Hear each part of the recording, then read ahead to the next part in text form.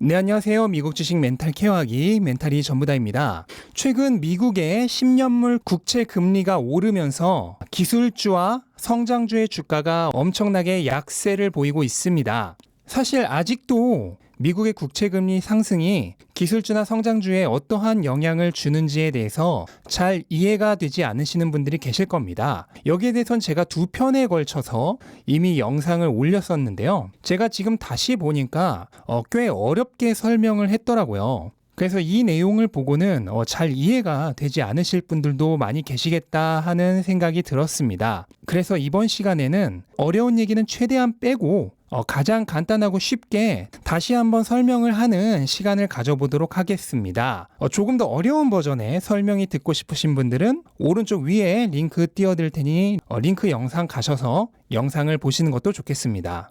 우선 주식시장과 채권금리의 연관관계를 알기 위해서는 반드시 알아두어야 할 기본 상식이 있는데요. 바로 명목금리는 기대 인플레이션 더하기 실질금리라는 피셔 방정식을 알고 계셔야 됩니다. 미국에서는 10년물 국채 금리가 일반적으로 명목금리로 통용이 됩니다. 기업이나 개인이 은행으로부터 대출을 받으려고 할 때 거의 대부분의 대출 금리가 바로 이 10년물 국채 금리와 연동이 됩니다. 그러니까 10년물 국채 금리 상승은 곧 명목금리의 상승이라고 보시면 됩니다. 그런데 이 금리는 언제 올라가느냐? 바로 기대 인플레이션이 높아질 때 올라갑니다. 만약에 실질 금리가 그대로라고 하면 기대 인플레이션이 높아지면 당연히 명목금리는 그걸 따라서 높아져야만 하니까요. 그러면 이러한 명목금리의 상승이 기술주와 성장주의 주가를 하락시키는 이유는 무엇일까요? 여기에 대해서는 세 가지로 설명을 드리겠습니다. 우선 첫 번째는 인플레이션입니다.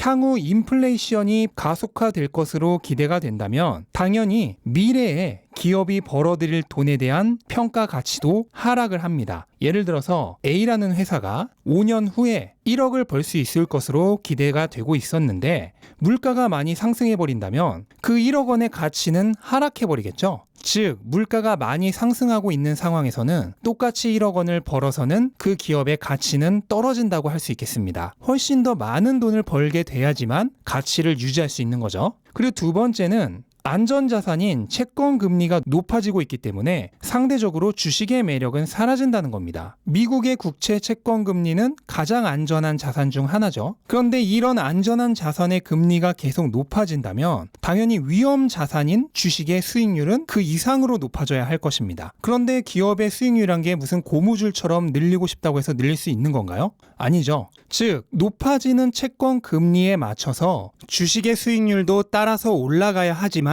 현실적으로 그렇게 되지는 않기 때문에 기업의 미래 가치에 대한 평가가 낮아지게 되는 겁니다. 그리고 세 번째로 기업과 개인이 돈을 빌리기가 어려워집니다. 금리가 상승하니 당연히 대출금리가 상승하겠죠. 그런데 성장 기업은 최대한 재투자를 많이 해야 하는 상황인데 기업들의 대출 금리가 올라가게 된다면 당연히 이게 어려워지겠죠. 또한 회사채를 발행할 때 회사채의 금리도 따라서 올라가게 될 겁니다. 그러니까 더 높은 이율로 기업들이 돈을 빌려야 되는데 특히나 많은 투자가 필요한 성장주들에게 불리합니다. 또한 개인 역시 대출이 어려워지고 이거는 곧바로 주식시장으로 흘러들어올 수 있는 돈이 줄어든다는 얘기죠. 즉 주식에 투입되는 레버리지 금액이 줄어든다는 얘기입니다. 이러한 세 가지 이유로 인해서 국채금리 상승은 기술주와 성장주의 주가에 악영향을 미칩니다. 오늘 영상으로 이게 어느 정도 이해가 되셨으면 좋겠고요. 그러면 이렇게 계속해서 오르는 채권 금리에 대한 향후 전망은 어떻게 될까?